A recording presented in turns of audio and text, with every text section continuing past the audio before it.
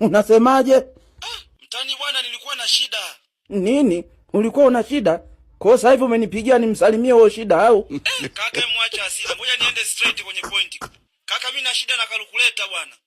Nilijua. Hivi wewe una lingine au ni hilo hilo tu?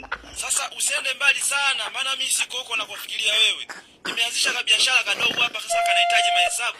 Kwa nini nataka uniazime calculator? Kimwaga huo ukorofi. Wewe uliniona nayo lini hiyo calculator? Jamani, sikuwa unatumia kwenye ile michuano hii hapa hii ambayo wala kuna sema sijui iende ifanyije nishinde. Kimwaga na kuheshimu.